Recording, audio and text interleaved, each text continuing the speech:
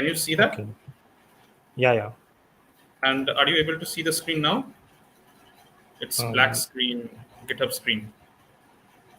yeah. Great, It's great. visible. So, hi everyone. So before I start, today's session is going to be around accelerated deep learning, right? So um, before I start, a little bit of introduction regarding myself.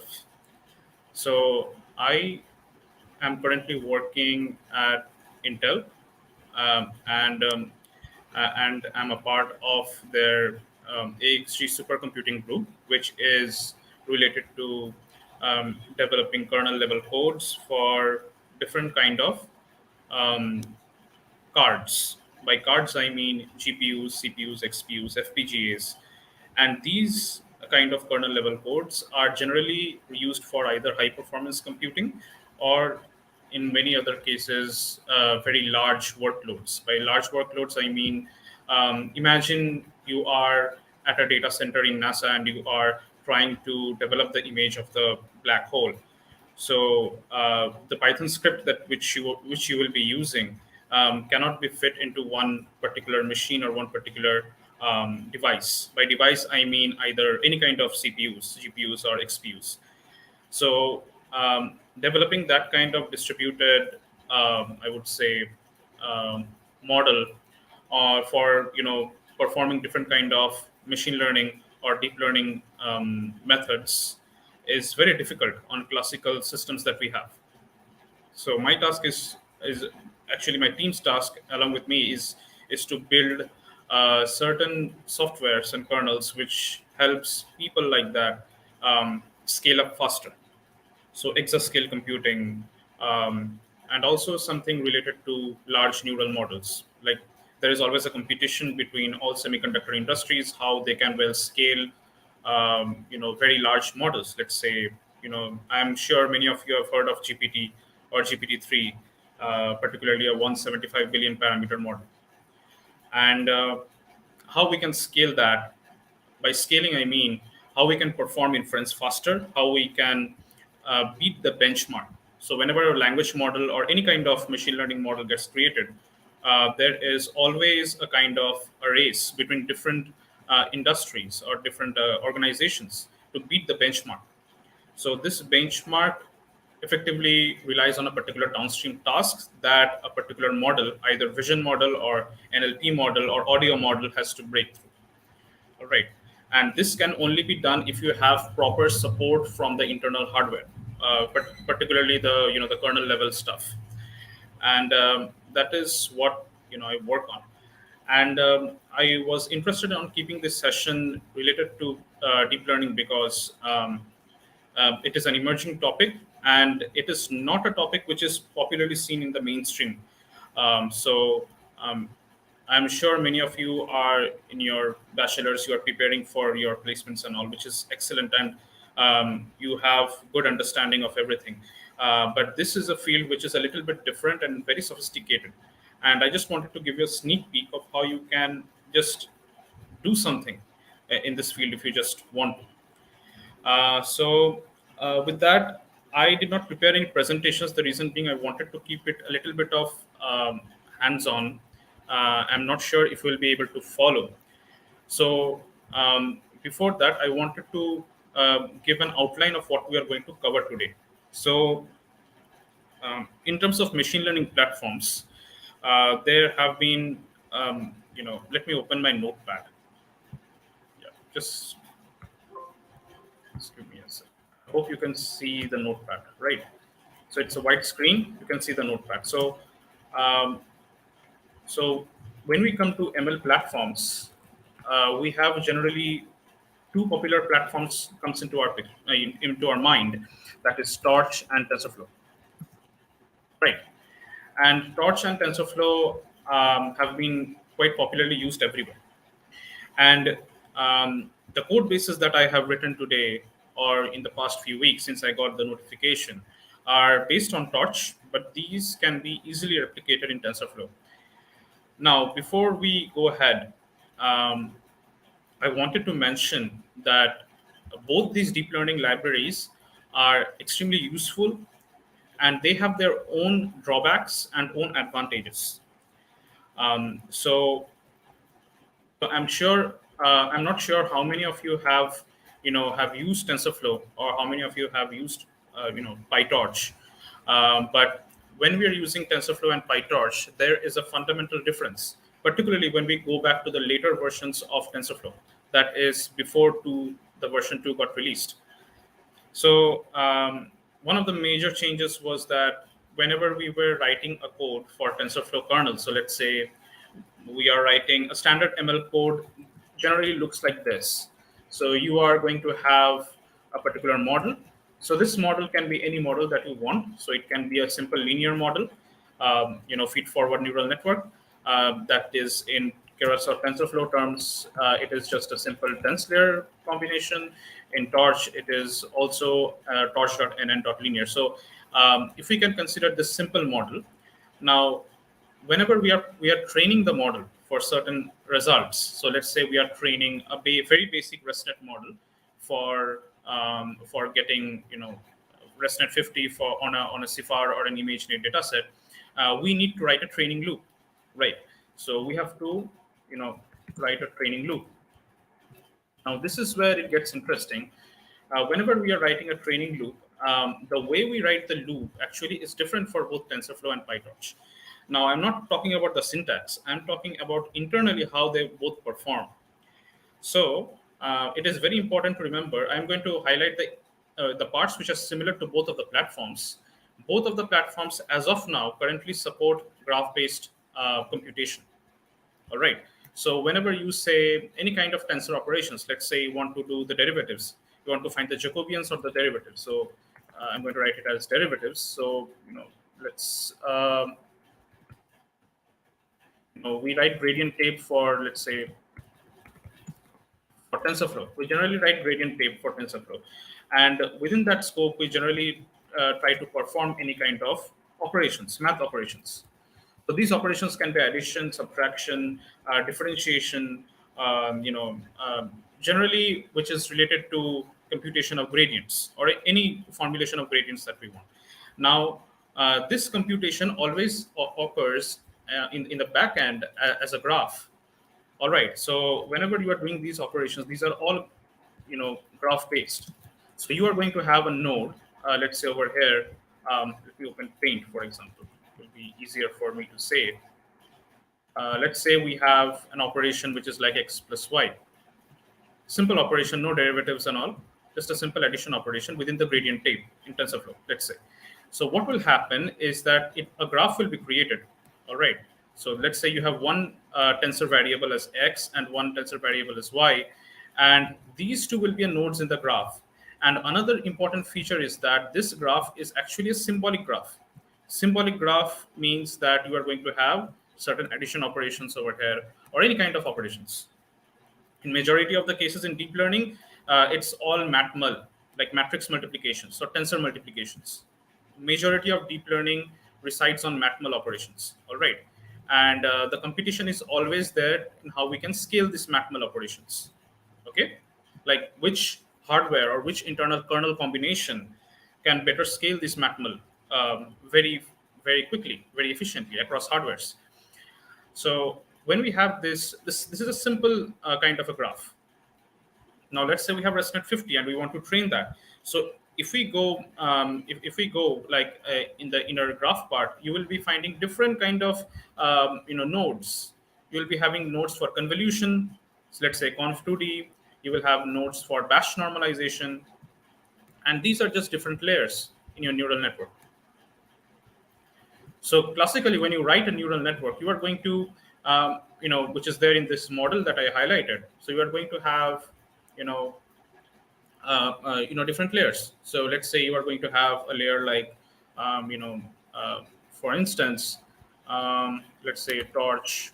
I'm writing in TensorFlow. So conv2d followed by, you name it. Like let's say I want to do batch normalization, batch norm, followed by another pooling, right? So these are just different layers in your neural network. So what happens inside the graph is that they get linked. All right. So after batch normalization, you're going to have pooling operation. You are going to have other layers like flatten, and then you're going to have a simple dense layer, right? So these are connected by a graph. Now, as the control flows down, right, certain operations are repeated, and these operations are generally in a machine learning model. Whenever you pass in through a convolution kernel or a batch normalization kernel, some of these kernels have certain activations like nonlinear activations. All right. So, and apart from these nonlinear activations, there are also certain matrix multiplications which are happening. The common part of these calculations are just embedded in another node. So let's say these are the common calculations of both of these, batch normalization and convolution. This is the common part. So let's say this common node has certain calculations or certain operations which are both common in convolution and batch normalization. All right. So what will happen in this case? So instead of the byte stream passing directly from conv to bn, like after conv to bn, one at a time, what it will do is it will take up first cache up the operations which are happening in both the nodes, common operations, and then it will try to perform the operations which are exclusive to both the nodes. So let's say the operations over here are, for example, it is multiplication. So it will perform the multiplication first, and whatever exclusivity is there, it will follow that in order. So exclusivity, first convolution, and then batch normalization. And this method is actually is there in the latest both Torch and TensorFlow.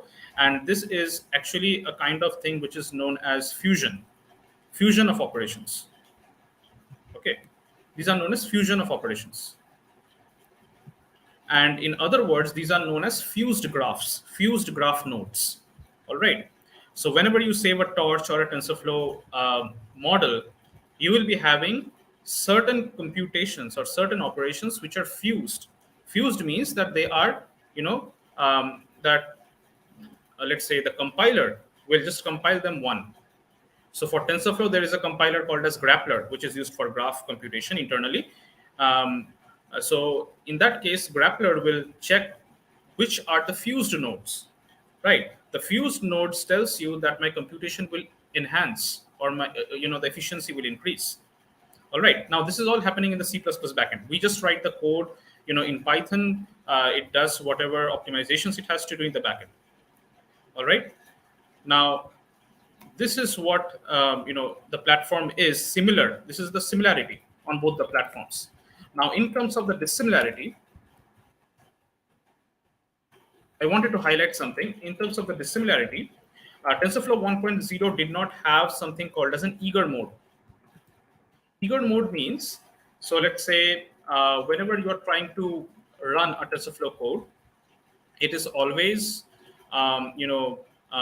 it was thought before 2.0 to always compile the code first, then you can run the code, just like a simple C program or a C++ program, right? Basically, all Python, C, or C++, you compile the code, right, and then you just run the code. But in the case of Torch, you have this dynamic kind of runtime based compilation, which is where you do not require additional compile time. So whatever training you want to do or whatever inference you want to do in Torch, it was previously supported in that way that the graph that you need only one traversal of that graph rather than compile the graph, check for the incorrect nodes, and then flag it in runtime. So here what happens in the case of Torch, from previously it was, let's say from by pre I mean in the earlier versions as well, it had already supported this eager mode that we call in TensorFlow. Eager mode means it is all of the errors that you're going to get, that is in runtime, that is not in compile time. All right, this was the major difference when it was 1 point back. Now there have been many other changes, and I do not want to get into all of the details, but both the platforms are great. Both the platforms have support for different hardwares, and I just want to mention something. Most of the graphics drivers, so let's say NVIDIA, AMD, Intel, so all of these graphics drivers have their suitable binaries for all of these Torch and TensorFlow libraries. Okay, and there have been competitions going on, like which can scale faster and so on and so forth. So this was the idea behind me taking this this session, is that to give you an understanding of why the two platforms are different, and how they are being used currently. So Torch and TensorFlow are popularly being used everywhere, right? And today we are going to focus on Torch, particularly on the C++ side of Torch, because for the Python side of Torch, you can readily get on the documentation page, and you can just try out different blogs. And I wanted to give you a highlight so that you can understand what is happening whenever you run a training loop at the back, so in a C++ code. So before that, before I go into C++ code, I wanted to highlight some important things. So how many of you use a Linux system? So I use a Windows system, but how many of you use a Linux system? Uh, I'm not sure if I can see. So I see that it is echoing. So am I audible now properly? Hello. Yeah, Yeah, you are audible. great, great. Yeah. So if you have, if majority of you have a Linux system, it's well and good. Otherwise, if you do not have, you can also download it on Windows. There are many softwares which creates a virtual Linux or Ubuntu kernel for you. I use WSL for Windows. It is good to use that, or you can use MobiXterm. If you want to just run an Ubuntu subsystem on. So I'm just writing the softwares, WSL or MobiXterm, Xterm, or there are other softwares as well, like VNC, where you can uh, just use create a Linux kernel and so on. Now, um, so let me just start, telling um uh, what I wanted to show you is that whenever you are having a kind of, uh, so let me go to my home directory. All right. So just one second. Where is it? Why can't I see?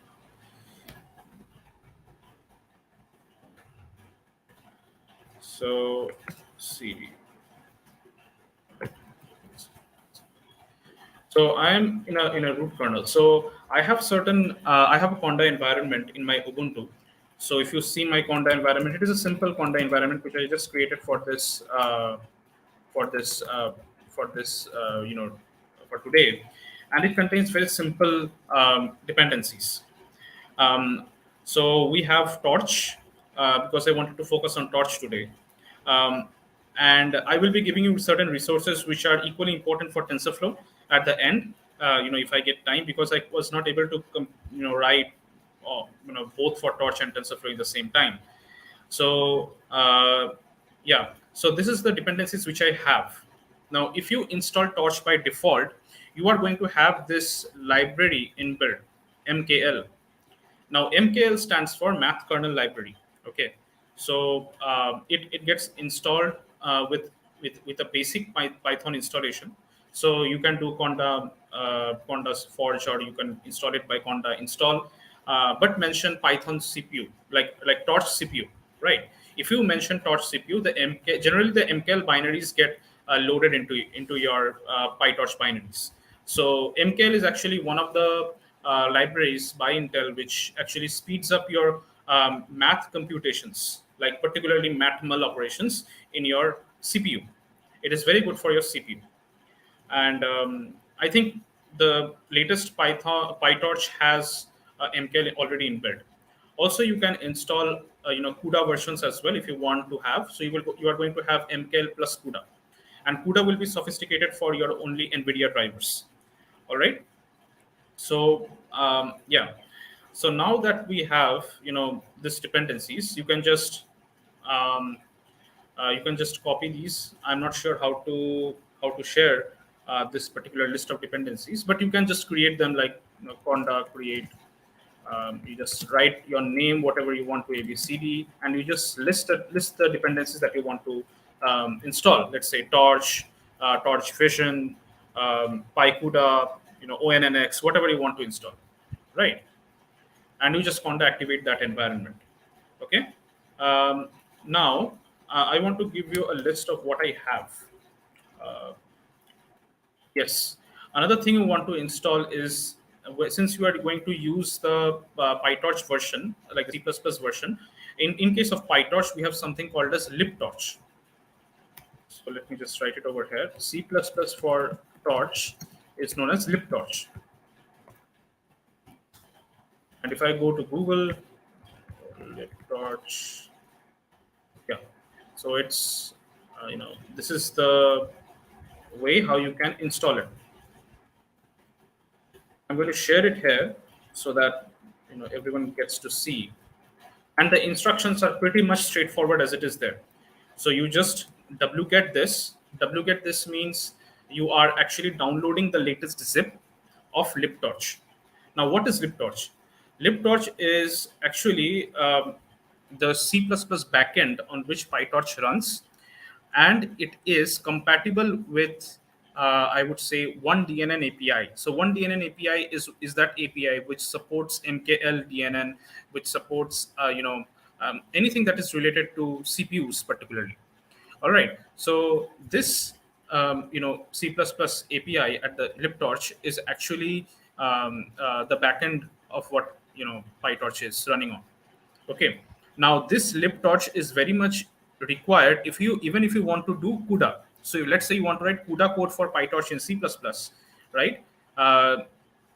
You will not generally get these kinds of codes like CUDA for C++ in using PyTorch. Let's say you are writing a big transformer model. Okay, let's say you are writing GPT-3 in C++ with NVIDIA backend and libtorch. In that case, you generally will not be getting the code, so you have to write it yourself. So in that case, you have to just compile the binaries of both NVIDIA CUDA as well as libtorch. So libtorch is compatible with a lot of XPUs. All right, and you just unzip it. Okay, you just unzip it. So after you unzip, you are going to get something which is similar to over here. Let me just go to home. Yeah, let me just, it's over here.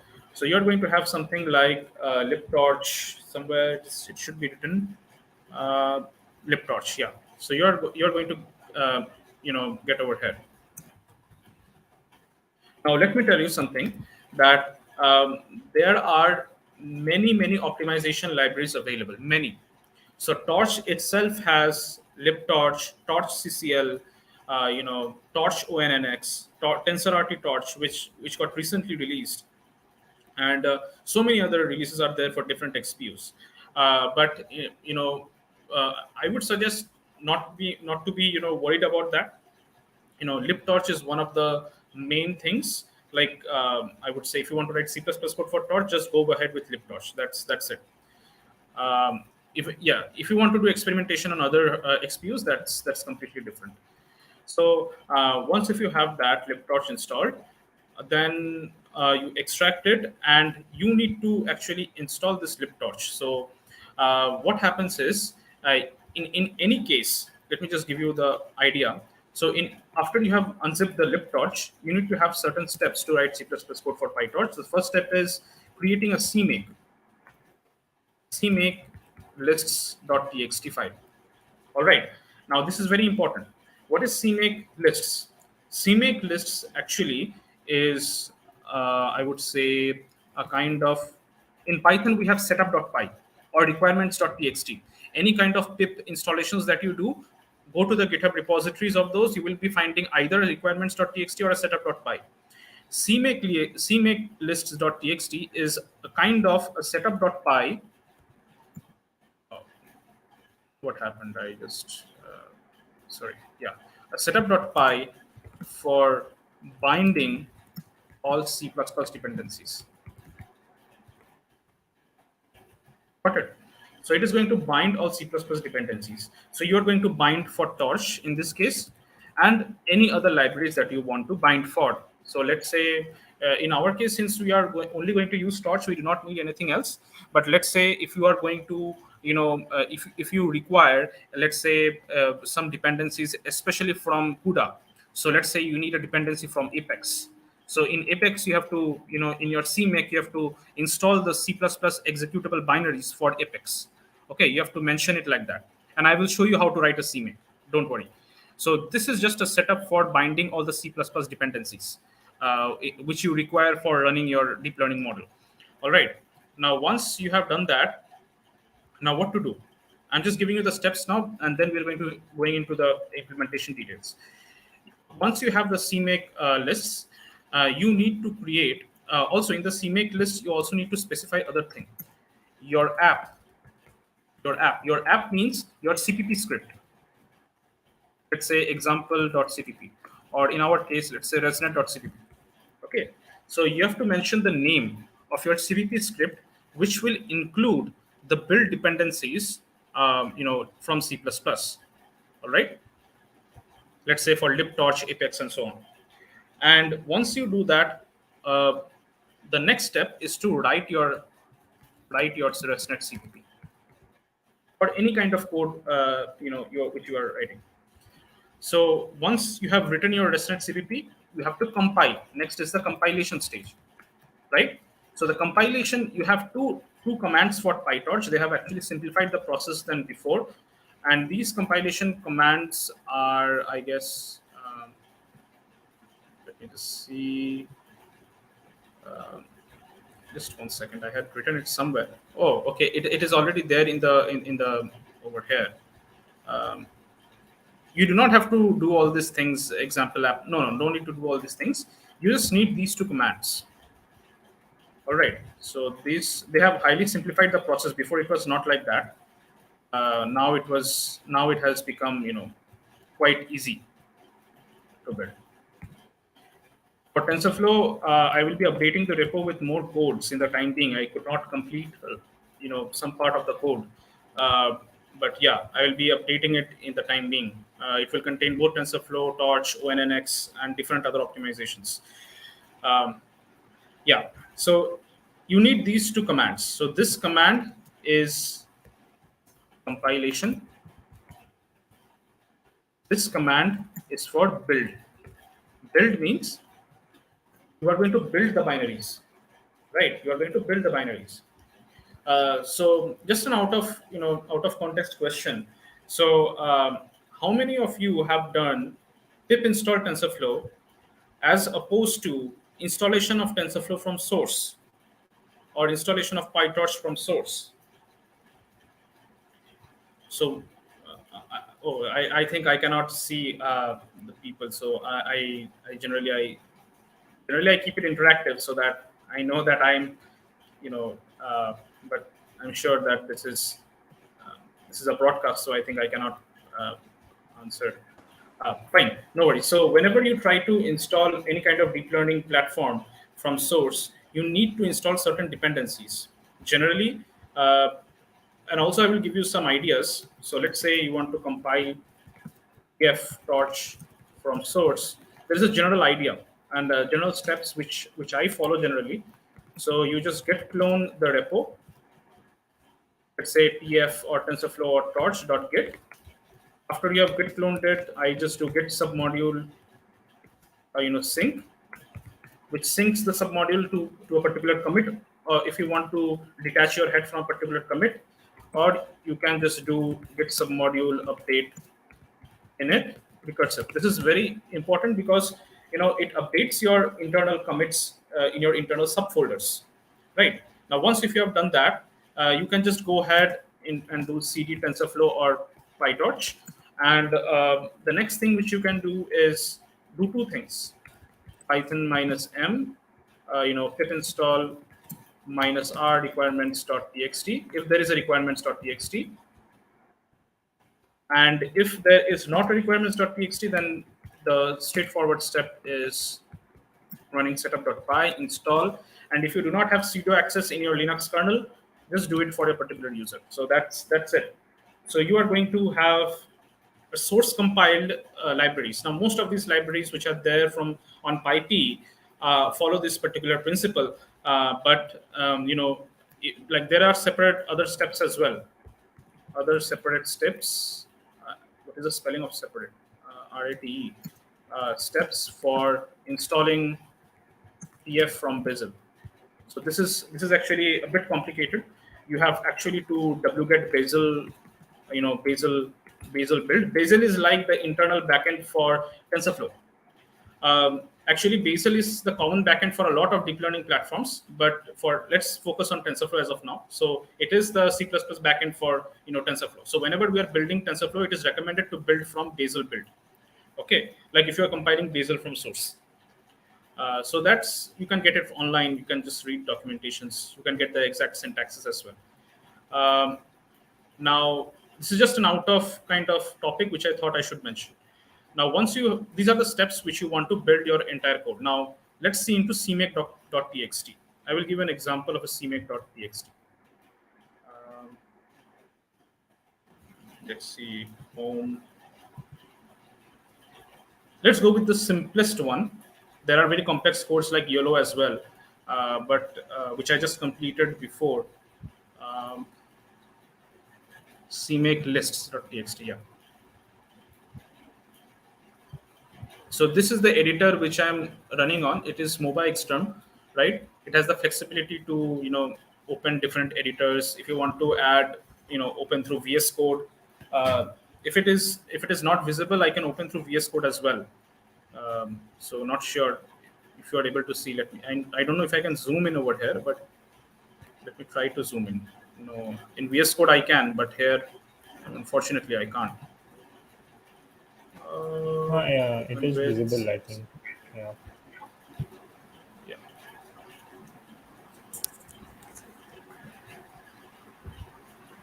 Come on, zoom in.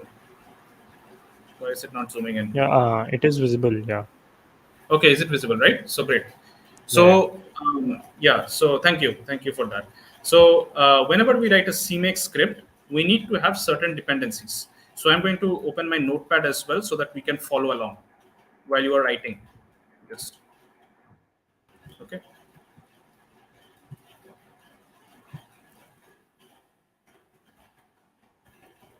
Cmake. How do you write a Cmake file? Okay. So Cmake is, first you need the Cmake version. What minimum version of Cmake that you want? All right. So you generally write this by Cmake minimum required version.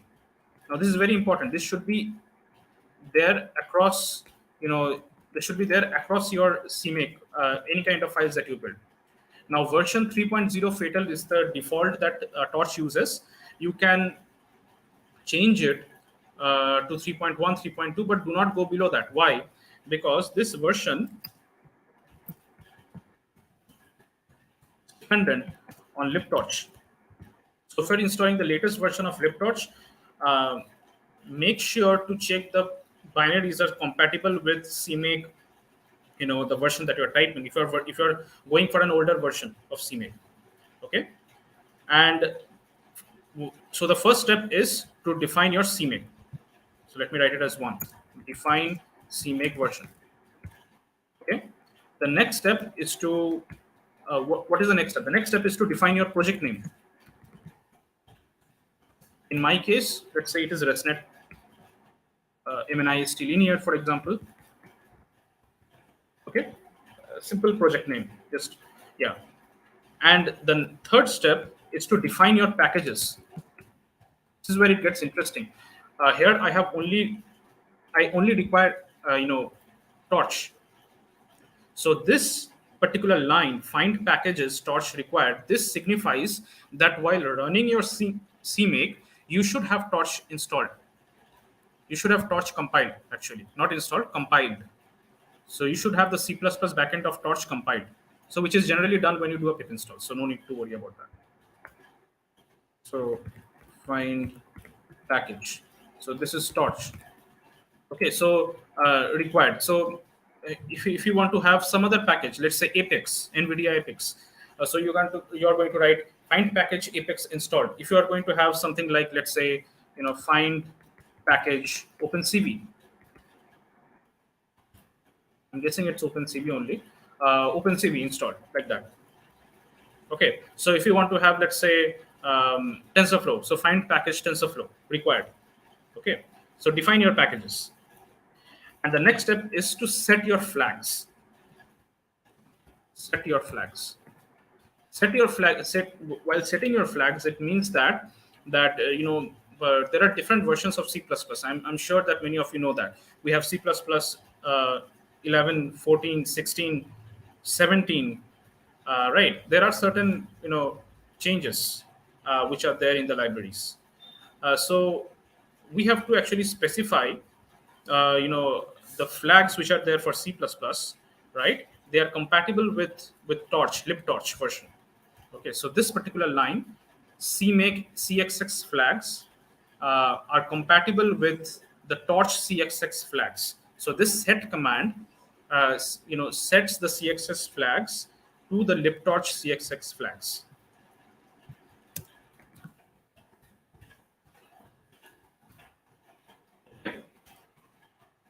Fine till now. So, what have we learned till now? We have learned about Cmake lists. So Cmake list, the first idea is to define the Cmake version. To define my project name. Finding the required packages that I want to be compiled, and setting the flags of my C++ compiler. The next important thing is, forget this as of now. 8 to 18. Don't require this as of now. The next thing is add executables. Add executables, as the name suggests, you are going to whenever you write a C++ file, you are going to get a .o in GCC or G++ compiler. So that signifies that it is a it is a, let's say, output binary, right? So you are going to specify what is going to be your output binary.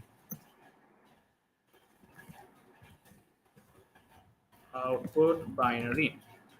All right. And the next step is to link your binaries. This is very interesting.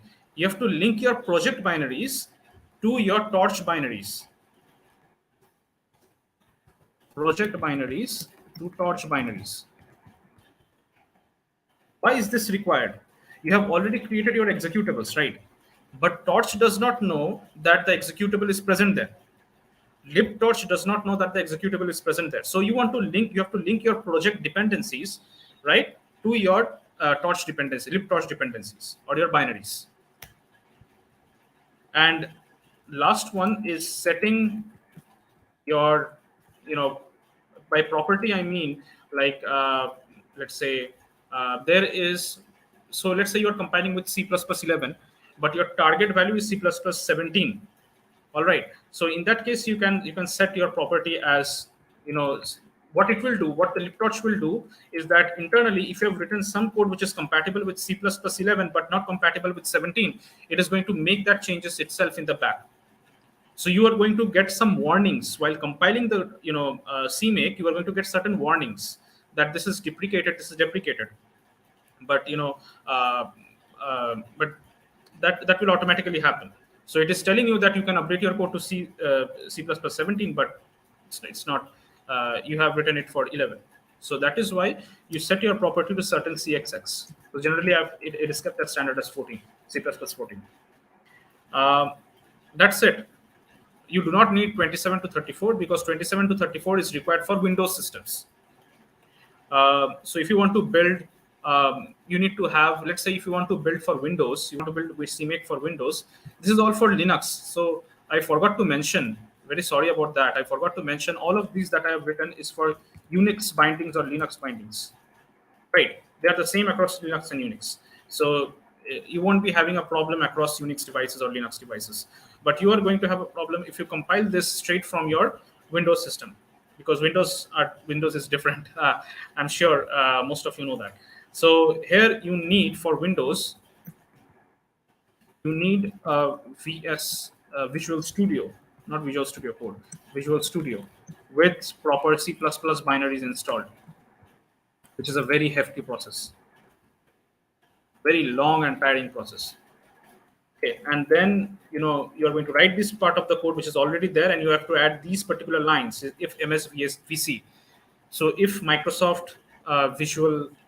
I'm not sure what MSVC means, but Visual Code or something. Not sure, but they are going to again compile these DLLs because Windows has DLLs. So they are going to compile the torch binaries that we have written, that we have just set till over here, linking. Post that, they're going to build the DLLs for you. Only then you can run it on your Windows system. Okay, so it is a little bit different. But in a nutshell, these 7 steps are all that you need actually. These 7 steps are all that you need. Anything that you find, sorry, I'm just anything that you find which is you know outside has are additional things. Like for example, I have written a code from 8 to 18, which is an option to download MNIST from the internet, right? So it will download and set in my current directory where I'm working on, where I have this Cmake. Okay, got it. So this is how we build a Cmake lists. Clear? So these are 7 steps that we require to build a Cmake list. Now, once we have the Cmake lists already built, you have to write your actual code. So Cmake is just an auxiliary code that you need for compiling binaries, but you need your ResNet.cpp, your actual CPP code.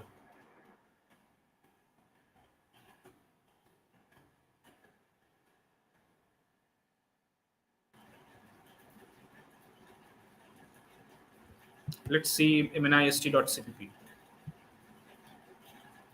Okay. Okay, this is a very kind of, I am starting with a very easier one so that you can understand. This was actually a little bit big, so yeah. Let's see ResNet.cpp. You can find most of these sources on GitHub. I have not, I guess, pushed some of them because they were still in the build stage. So yeah, we'll be pushing that on the repo itself. So no need to worry. Oh, why am I copying this? I can just open with VS Code. Second. With VS Code. It looks a little bit better in VS Code than in Vim or VI. Okay. So yeah, so now the main part of today. So writing the C++ backend for Torch. So steps, and follow this very very attentively because it will help you in the long run. So first, as you write C++ code, I'm sure many of you write. I know that many of you are competitive coders, so for you all this will be a cakewalk. So first we do the includes. First we do whatever includes that we want. A very popular include that everyone does is bit/stdc, just to have the STL. Please do not do that in deep learning code because it will include a lot of dependencies and we do not want that. So first is torch, torch.h. Okay, includes. This is very important include. The rest of the includes are just yeah. You also need IOStream, otherwise you cannot get STD. Right? So you need these 2 includes, and after that you can go for any other torch headers. There are many torch headers like ATPN, TEN. So this is for tensor computation. So if you're doing any kind of addition, subtraction between tensors, multiplication, so you need this. Okay. So after that, okay, it's 17:45. I have to rush now. So after that, you are going to create a kind of a module. So if you have written torch code before in Python, you must have written must have seen something like nn.module. That is the Python translation of C++ code. But I'm going to use a torch inside the namespace of torch. I'm going to use the nn module. Okay. Now there are certain ways to define your internal blocks of your neural network. So let's say this is a small net. Okay. So small net, inside small net, what are you going to have? You are going to create a simple linear layers. So how you create the steps are, first you have to register the module. So let's say the module is a conf2d. So you have to register conf2d. That means you have to register. You have to use this register keyword, register module. So what this will tell to the stack that while creating a linear layer, you have allocated a certain bytes in the stack space. All right. So same thing, I have 3 different layers. You can go on increasing as you want, right? So my small net is just going to contain register modules. Got it? So inside my constructor. So this is my default constructor. Now after that, what I'm going to have is I'm going to write something which returns a tensor. Always it returns a tensor. It is your forward method or your feed forward method. You can name it anything. You can name it, IIT, Guwahati. You can name it anything. So just for better understanding, you can just name it forward. And inside here you are going to have a tensor as x. Okay. Now once you do that, you have to write your operations. You have registered the module. That means you have allocated stack space for your linear layers. Now you have to build the what should I say, the layers. Actually they have to write the actual layers along with activations. So you are having a conf2d with let's say linear layer with relu, linear layer with let's say tanh, linear layer with different kinds of things. Okay, so this is how we do this. Actually this step is actually jumbled of 2 steps. First we do a reshaping, because we are using MNIST, so we have to do kind of reshaping. So after we do the reshaping, we call the forward. So ffn1 forward means that it is calling the first linear module forward. Got it? So it is calling ffn1 forward. That's it. Now, if you want to apply any kind of activation on it, so you just write it torch. You can just write it as torch relu or torch tanh. That's it. So what it will do, it will apply the tanh activation on the forward outputs, on the forward pass outputs of your feed forward network. Right? Same thing goes on. So these are just keywords. So you have dropout. You can mention your parameters. You have relu again, right? And if you want to have logged softmax, so I'm sure you know that softmax is just softmax. So in C++, we get the logits of the softmax values, right? And once you have written that, once you have written the the feed forward part, right? You can just write in. You can just initialize your neural network. So I have initialized with null PTRs, which is quite common in C++. So you are going to initialize your stack space with null PTRs as of now. Also, you can initialize with Xavier initializers and all the good initializers that you know while doing TensorFlow or PyTorch. You can do that as well. There are code samples which use Xavier and others. I think bottleneck transformer uses Xavier. So you are going to see that in that C++ code if you go. So after that, once you have built this is actually your neural network being built. So you have actually built your model. Okay.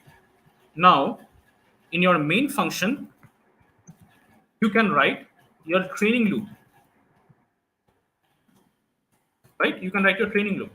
So if you write your training loop, since we are using the MNIST data, we need the data loader, right? Torch uses a data loader part. So we need to load the data from a data loader perspective, right? So so this is how it does. Generally, this is the syntax of creating a multi-threaded data loader. Okay, and this is very important. Torch data transform stack. And I'm sure you understand that it creates a stacked branch of 64 batch size stacked images, right, on top of each other. Not images, but these are tensors on top of each other.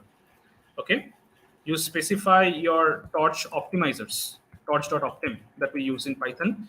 Same thing over here. We're using the namespace in Atom optimizers over here. And then you write the training loop, which is a simple for loop, right? You write a simple for loop, and for the number of epochs that you want to have, and you batch off the gradients, batch off the data from the input samples from the data loader. You are taking just like we do in normal C++, we are just taking the index of it since it is a pointer. And the next step is very important, and I wanted to highlight this for training. Okay, the next step is very important. If you are doing forward pass only, always use with torch.nograd in Python. Very important thing for optimization. This small trick will save you many milliseconds. Okay, if you are just doing forward pass, if you do not want backward pass. Okay, it's just a small trick which I just told you. Optimizer.0grad. Optimizer.0grad means that whenever you are computing the backward propagation, let's say up till the first node, you are doing the derivatives. What it will do in the next iteration, it will always start from zero. It will not allocate any previous gradients which it collected in the before step. So let's say I minus one epoch, it will, let's say the ith epoch will not have any dependency on the I minus one epoch. This is known as torch.zero grad. That means you are flushing out the gradients at each backprop, at the end of each backprop step. Okay. Then what happens that then the next step is inside the training, let's say for loop, we are going to feed forward it. You see net.feed forward. We are passing in the data over here. Okay, the data loader, which is the data over here, the batch data, right? And this is the loss that you know torch.forward. I'm just writing it as forward so that you understand. Torch.NLL loss. NLL loss means nothing but a cross entropy loss. Okay, so the general cross entropy loss that you write in PyTorch, it is the same thing. And then loss.backward is just the same thing as in Python. And optimizer.step is to update the optimizer states. This is also the same in Python as well. And that's it. The rest of these are just print statements. So this is what a general simple code of building a PyTorch-based, a C++-based neural model looks like. So define your model, call the register modules to allocate stack space, create the feed-forward logic, that means actual build neural network that you want, including activations, and just allocate. You can just allocate it using nulls for the time being, or you can just initialize with some other values, and it goes on, right? And this is the training loop. Now, since in the interest of time, I'm going to show you. You can go through other examples as well. So let's say this one. I hope you understood what I'm trying to say. I know that this is a very large topic, and I have lots of things which I wanted to tell, but may not be able to. So yeah, so this is a convolutional kind of network which uses conv2D and linear layers for MNIST as well. So and while running, yeah, most important thing, I want to show you the running steps as well. Let me just go over here. So let me just go back to MNIST, linear MNIST. Okay. And the command is, I have already built the command. So I'm just going to, if I have any changes, I forgot the command. Where was the command in my code editor? Yeah, build config release. I keep on forgetting this command, even though I've used it so many times. Yeah, so you are going to see something like this. So 50% build, 60% build, 70% build, 100% build, like that. Okay, so and if you want to compile it from, let's say, if you want to build it again, Cmake this. Here, it is always important to just see my directory structure. You need to have your, in the initial stage, you need to have two files, Cmake lists and your CPP file. Okay. And if you have any other dependencies, let's say I have download mnist.py dependency over here. So you need three files at the start. These files, Cmake install Cmake, makefile, cache. So these files will be you will get after you type this command.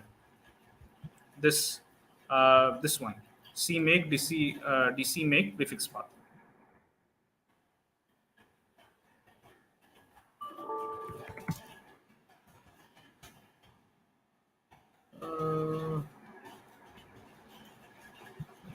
Why is it not picking up the previous command? This is very bad. So over here, it is very important to mention your absolute path. So over here, my absolute path is, right? This is my absolute path. And it will build the binaries for you. And in the same time, it will download the MNIST dataset for you. Okay. So in the GitHub repo, I have given only these two files, these three files for you: Cmake list, download MNIST, and the CPP file. Now just take these three files, put in a particular directory, in your home directory, right? And just run this command, dcmake. Of course, you must have installed libtorch. So just make this path and just after you make this path, just do this build config, right? It will build build config, so it will show you like 50%, 100%, like that. Why is it taking so much time? It should not take so much time, but it generally completes quickly. So once you do that, you just do uh, what is my file name? I think mnistlinear.cpp.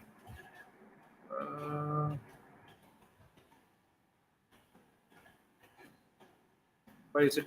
Let me just see the files. Just one second. Can I make certain changes to the file? It should not have been. Okay, for the time being, let me show the bottleneck one only. Maybe I have edited something just now while showing the demo. And yes, one thing is very important is that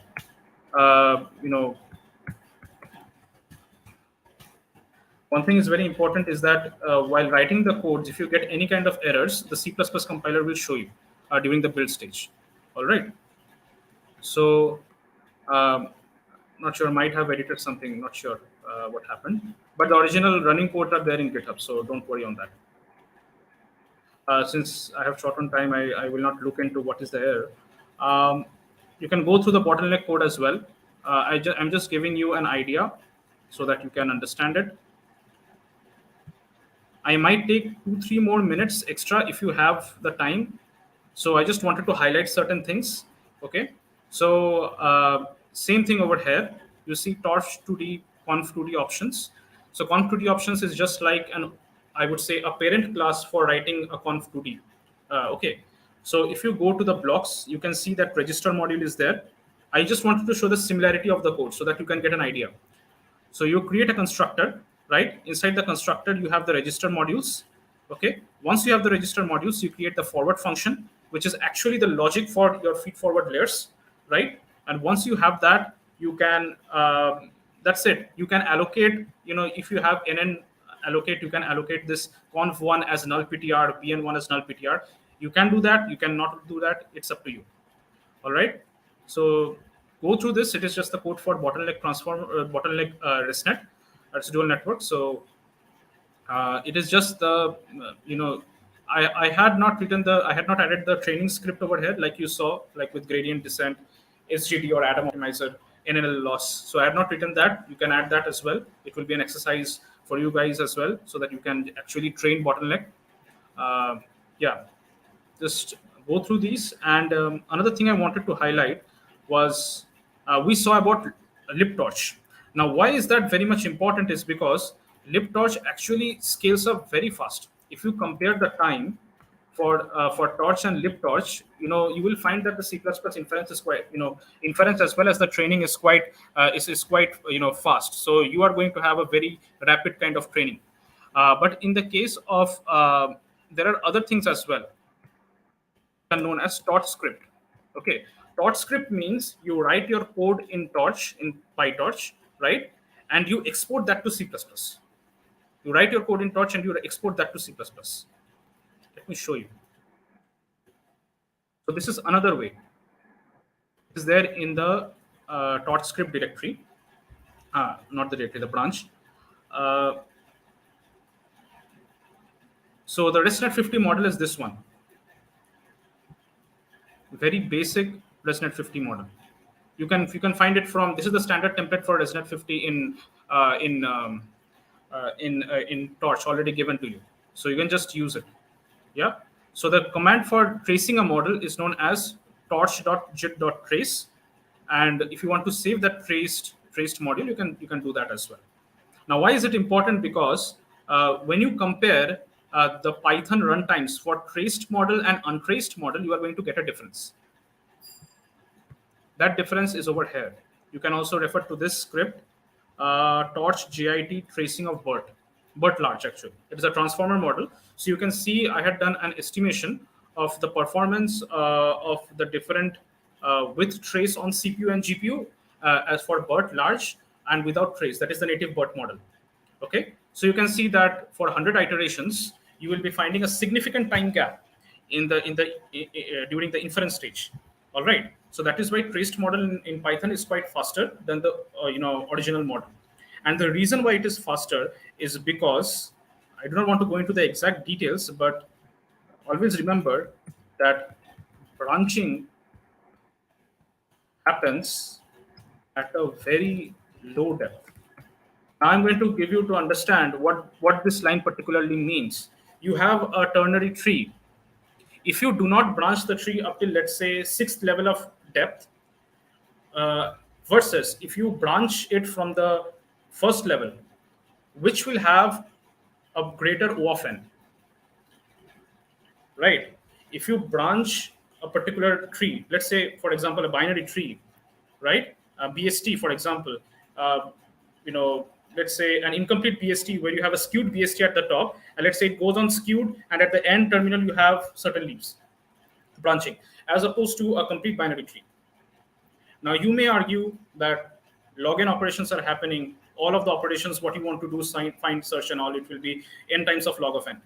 But there is something called as amortized cost, which is a little bit lower, right? So I'm not sure if you know all these, but this is just the idea. So go through it. Always remember that traced models are faster for a larger time span. Let's say for 1,000 iterations, 2,000 iterations, 3,000 iterations. Okay, it will be a larger time span. You know, and I have this traced BERT and traced GPT, not GPT, ResNet available. So if you want to run a traced model, so just let me write the steps so that you can follow easily while you are running this. 18.3. Very sorry for the overtime. These are the two main topics which I wanted to highlight. Uh,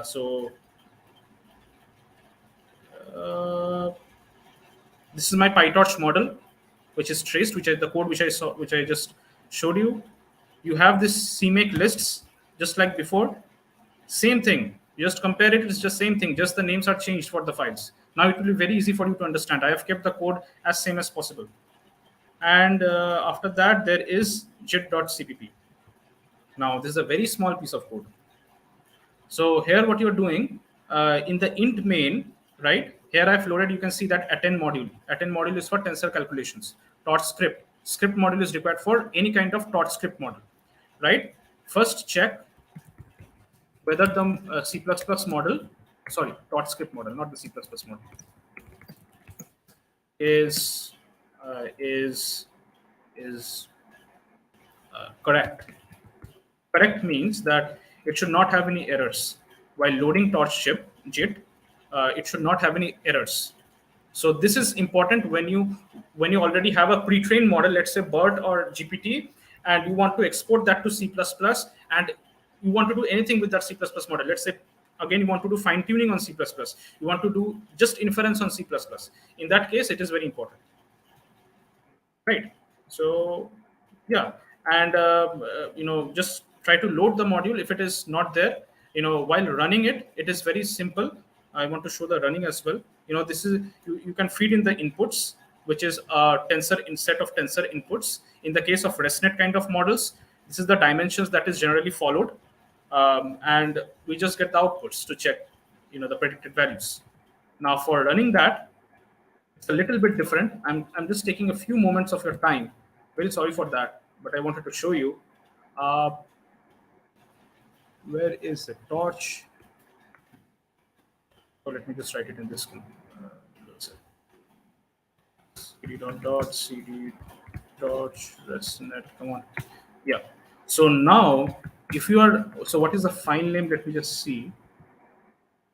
So the file name C++ is torch resnet jit cpp. So now it is a little bit different because you also have to specify the path to the model. So torch resnet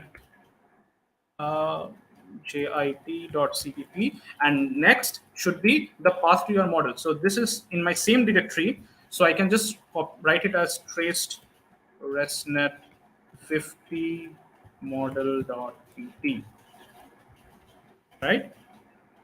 Why is it the bash permission denied? One second.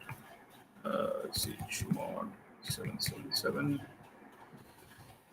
This is sometimes an issue because if you have two different kernels open,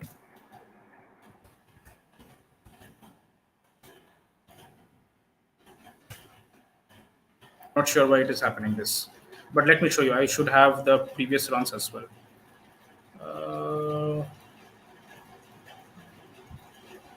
This should have the previous runs. When you run this, it should be correct. There should not be any issue. But it will show you like your model is okay. Yeah, this is the output. So if you see over here, let me just highlight. Okay, where did it go?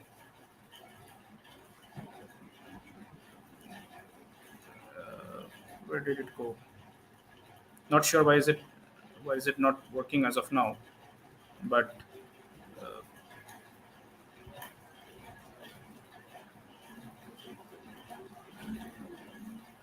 yeah, this is the one. Torch, ResNet Jet, traced, ResNet model 50, and you are going to get the outputs, whatever inputs that you have provided, and you are going to get the time taken for inference as well. Okay, so you can do this with BERT as well. So I did not get time to write for BERT, but you can do it for mobile net and efficient net as well.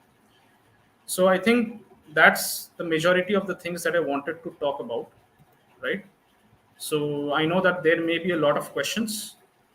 So I'm going to stop here and give some time for questions if you have any. Uh,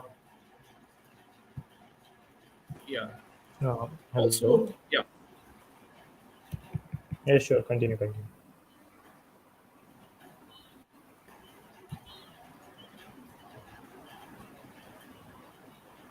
Yeah, you can continue. Okay. Yeah. So just one thing I wanted to highlight is there are different things what is happening in the kernel level when we write a particular code. Okay, so NVIDIA has a set of different libraries for optimizing very large workloads, and these workloads are based upon and these optimizations are based upon the instruction sets of your GPU graphics card or your CPU card. Okay, so most of these instruction sets are SIMD in nature. I will ask you to know what is SIMD. Okay, so SIMD in nature generally means that these do not have a uniform memory access when you are collecting information from your GPU to your CPU. Okay, and you are actually transferring the information from your CPU to GPU. Whenever you say you are offloading to CUDA, let me show you an example. Two kinds of things are happening. One is data parallelism, one is model parallelism. Okay, no one will ask you these questions in interview, but you should know. Well, if you go into ML space, you should know. Do not blindly just run on CUDA 0 or something like that. So model parallelism means that you break part of the model into separate GPU cards. Okay, GPU cards have tiles internally. Okay, so let's say one GPU card has two tiles. So four GPU cards will have 4 into 2, 8 tiles. Simple calculation, right? So you can spread your model across 8 tiles, 6 tiles, 4 tiles, and so on. Okay, so this is how generally we offload our workloads. Now, when we come to this is known as model parallelism. You are segregating the model. You are partitioning a part of, let's say, sequential model one. Let me show you an example over here. Um, yeah, where did you go? Yeah, so you can load sequential model 1 to CUDA 0 if you have other devices, since Colab does not have more than one GPU kernels. And I wanted to show it on Colab only because you can use this code for your own if you have NVIDIA GPUs in your local. If you have sequential 2, you can load it to CUDA 1. So there are also ways to set up the tiles, but that is very fine level. We have to write certain shell scripts for that, but as of now, not required. So you can specify CUDA 1. Okay, let's say sequential 3 or feed forward 3. You can specify to CUDA 2 if you have the CUDA GPUs available. Now, as far as I know, this Colab runs on V100 Volta. So they are going to partition the model into separate blocks. So instead of running sequential 1, sequential 2, and let's say forward in CUDA 0, I'm going to run sequential 1 in CUDA 0, to sequential 2 in CUDA 1, and FC feed forward in CUDA 2. So this is known as model parallelism. There are disadvantages of model parallelism. What is the major disadvantage? While backpropagation, while you are updating the weights across the 3 different shards, you need to have a proper synchronous mode. You need to have a proper synchronization, because what happens, let's say CPU is your master, right? CPU is your master. CPU is accountable for everything. He is the one which offloads it to the GPUs, right? So GPU 1 CUDA 0 is, let's say, servicing at a very high rate. His RAM is, let's say his flops are increasing. Flops means the number of computations per second. So let's say his flops are quite high. CUDA 1 is that flops are quite low, and CUDA 3's flops are quite, let's say, intermediate. Let's say 10, 5, and 2, for example, or 7, for example. So what will happen? There are certain communication algorithms which are known as message passing. There is a popular library called as MPI4PY, message passing interface. Message passing interface, it is also a popular concept in OS. So message passing means that if these modes are asynchronous, then the CPU will collect it from, let's say, CUDA 3, CUDA 2. If it comes earlier, then it will collect it from CUDA 1. Okay, so these methods, once we get the gradients, updated gradients from all the 3 different GPUs, something happens. So the CPU is responsible for actually performing all the reduction operations. Reduction operation means, let's say you have a gradient, you want to do derivatives, so you do the reduction. So dy dx, if you do the simple gradients, you want to do certain reductions. So those reductions are happening inside the CPU after all the weights have been taken up by the CPU. Okay, so the GPU sends one at a time, asynchronously. Okay, so there are different algorithms for scheduling those. All reduce, all gather. Okay, so I did not get those are very detailed, and I have not prepared code bases for that. But if time permits, I will add this to this module as well. That's an entire world of things which is happening. Well, like inter-process communication, inter-thread communication between the CPUs and the GPUs, as well as inter-threads communication between the GPU tiles while computing. Okay, so these are very important. Okay, so this is just the idea. Always remember that when you are offloading it to model parallelism mode, there is always an overhead on model communication, like GPU to CPU communication, I/O. And this is actually present over here. If you see the things over here, you can see that this is a little bit high than the single GPU. Even if you go over here to GPU CUDA 1 and CUDA 2, you will find that the time is a little bit lower. But let me assure you, the I/O calls will be quite high, so that it actually does not do anything. Okay, so you are almost getting the same level of efficiency. So always remember that message passing through like GPU to CUDA, GPU to CPU, host to device. So these are very time-consuming processes. All right. Now, if you have very good NVIDIA, like A100s with NVLink, good, excellent. You are going to get a very good kind of byte stream transport between the CPU and the GPU. That is why these benchmarks are there, right? NVIDIA has tuned, Megatron large model with, 350 billion parameters, let's say, one round of inference, 0.13 milliseconds, something like that. So this can only be done if you have a very strong bandwidth between your CPU and the GPU. Right. So that is model parallelism. Data parallelism means keep the model at one place and slice off the data across the GPUs. So let's say you have a batch of data of 10. So you slice off 2, 2, 2 across GPUs. Okay, and then combine the results.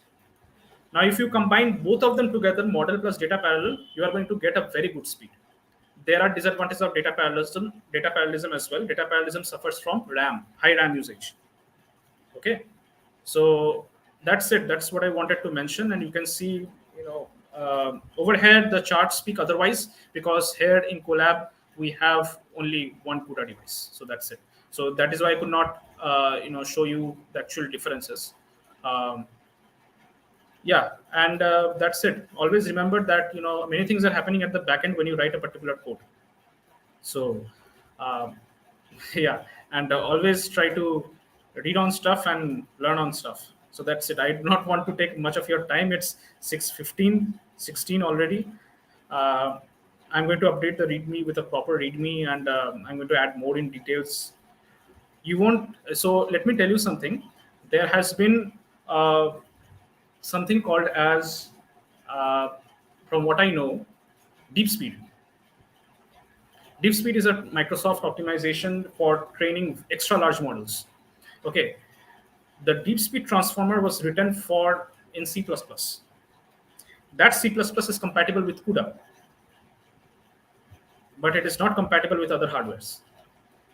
So let's say AMD CPUs, or let's say any other kind of XPUs. It is not compatible. So yeah, so lots of things are happening, in this space, and I hope you liked and learned something from it. If you learned even 5%, I would be more than happy because I generally do not take these sessions, but I thought that you were a bright bunch, so I thought why not give them this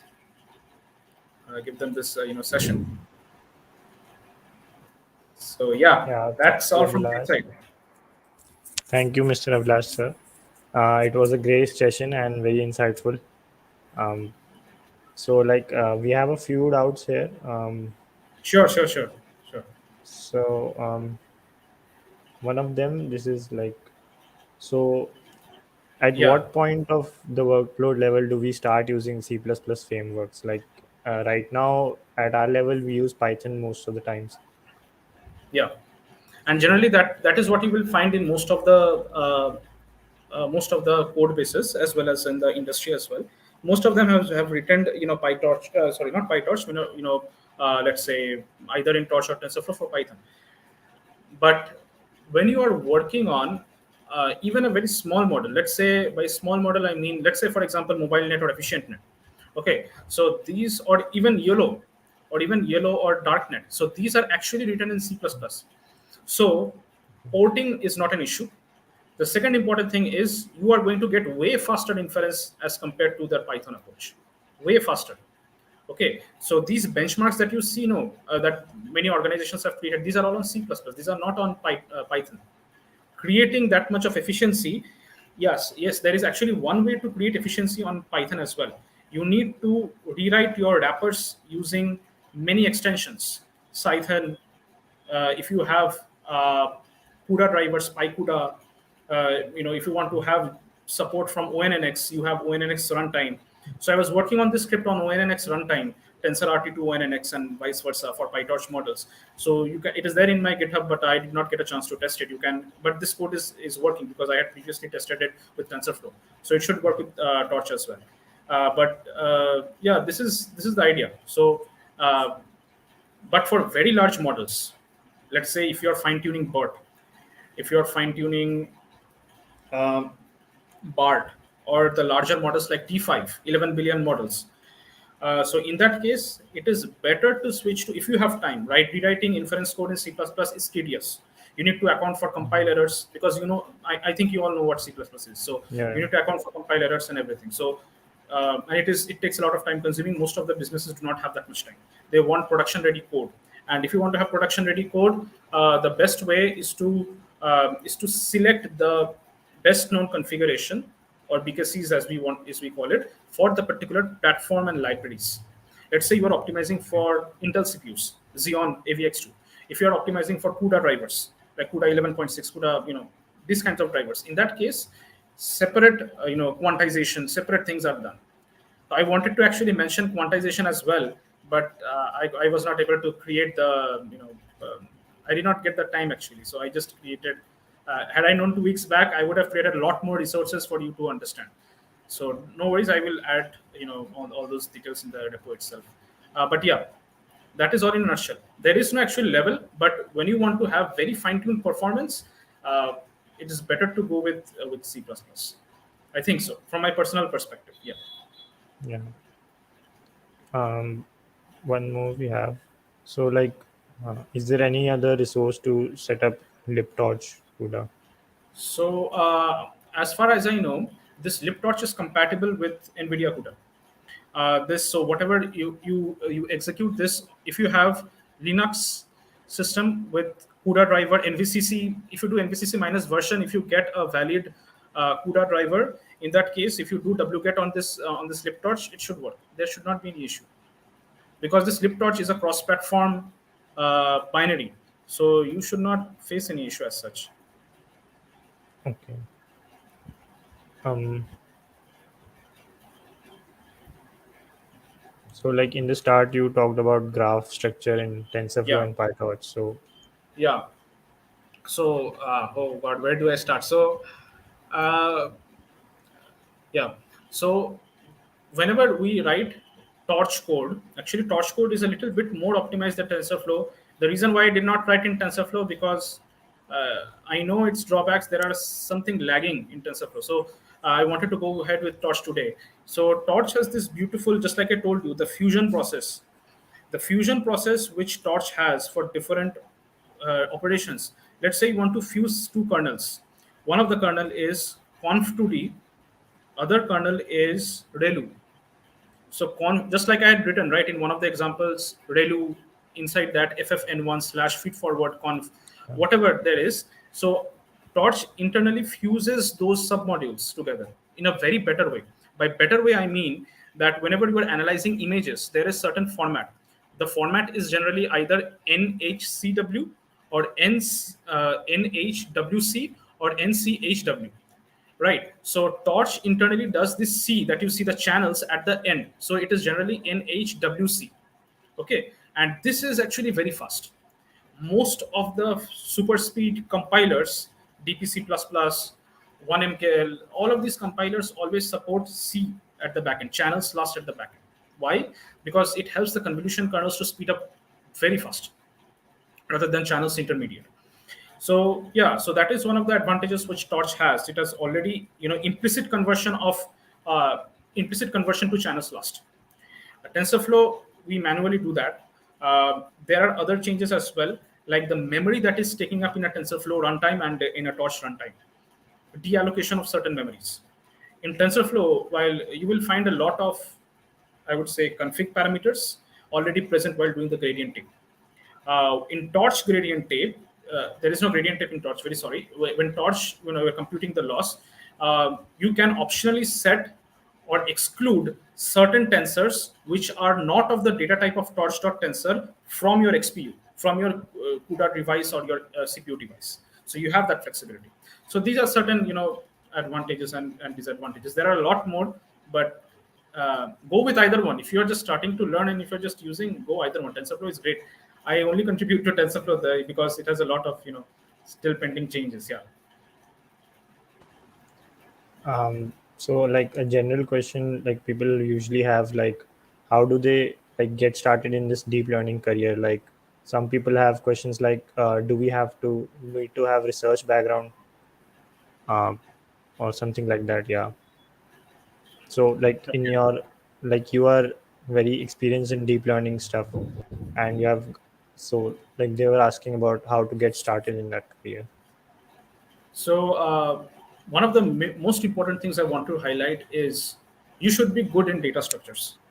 That is the de facto rule across industries, irrespective of what thing that you're working on, right? So you may not be necessarily good in algorithms. Like I'm not a competitive coder, right? I do not do competitive coding, but I can write, data structures. So I know my ways around certain compilers. Um, and you should have, apart not only data structures, you should have a good sound knowledge of how operating system works, operating system and at a hardware level. Because deep learning is not, nowadays there are so many libraries like Hugging Face has those beautiful optimizations, OpenCV, whatnot, right? Torch TensorFlow is already there, MXNet, JAX, Sonnet, whatever. Yeah. So many libraries are there, but it is very important to know that when you see the code, right, 1,000 lines of code they have written, uh, try to focus on certain lines which are of importance, which you find that yeah, this is actually replicating to this, and start investing in open source if you have time. Yes, of course, data structures, and that should be the core idea, but also try some time to just see what issues are rising and see if you can reproduce that issue in a popular deep learning library, or in a popular, let's say in Hugging Face transformers. let's say you are facing an issue, just raise that issue and see what others are commenting and how you can solve that, or just check up the similar issues which are there. So this actually speeds up a lot of things. um, I will tell you the hardest thing is actually writing code. Writing code is very difficult, right? Replicating a research paper to code is very, and actually reproducing the benchmarks if the code is not open sourced is very difficult, right? And yeah, I would say that once you have a bit of a knowledge, like for example, all deep learning systems, I will give you an idea. All deep learning systems platforms use pipe communication. All right, pipe communication and MPI on message passing internally. There is the hardware support for that, but they all do this. So why don't I look into that? There are so many collections of repositories, books, resources, and there have been so many contributions on TPU, TensorFlow for TPU, and all those things. Now, what I'm worried is that if I do not know the code how TPU clustering works, I can write the code, right? I can, with strategy scope, and I can write the scope. That is not an issue. But I should know, like, what is this? What is this thing? What is this clustering in TPU? How do I cluster across different shards in TPU? How it is different from my GPU clustering? So this kind of things, if you just go into depth, you can have, you can go on increasing. It is just a word in its own, but you should have a superficial knowledge of all of those things. But just like I said, breaking into research is a little bit difficult. I am from India, and just like an engineering student like yourself from NITs, and I would say that be good on, do justice to your courses that you are taught. Particularly, don't at the expense of data structures and algorithms, don't leave out other core architectures like computer architecture, or let's say operating systems. These are very, very important for anything, actually. So yeah, I would say that. Now, the other thing to break into research is try to implement research papers yourself as much as you can. Of course, take help from official repos. Try to create your own versions. Find collaborations, like collaborators. Reach out to university heads, reach out to organizational heads, like, do you want to do a collaborative research with this university, XYZ university? I know people from there, they are working on this topic which may be of importance to us. And just try to do, just try to work on that apart from your day job, if you have a job, like if you're working currently. And if you, even if you're a student, it's the only time of your career where you are going to get the ample amount of time. Believe me, once you get in the industry, there will be so much of workload. And of course, you have Saturdays, Sundays, you do not want to waste. So you will have so much of workloads. But yeah, just this is the best time that you have if you are an engineering grad. So that is all that I can say. That's pretty much what I wanted to say. Thank you, sir. So, Yeah. before ending the session, I would just like to talk a little bit about our club and the work we Yeah. do. So our club at Consulting and Analytics Club. So we aim to help students start a successful career in management consulting and data analytics. So we organize a few courses and events throughout the year with support.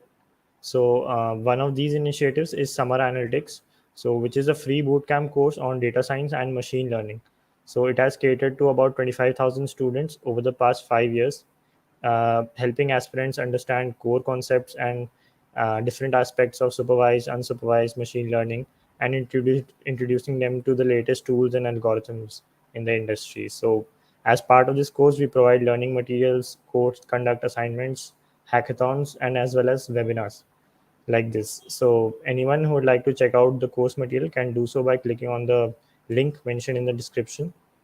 So, yeah, that was it. Thank you, sir. Thank you, and take care. Take care to everyone. Thank you, I have everyone. not been able to interact with everyone, but thank you. Lovely session. Bye. See you. Take care. Thank you, sir.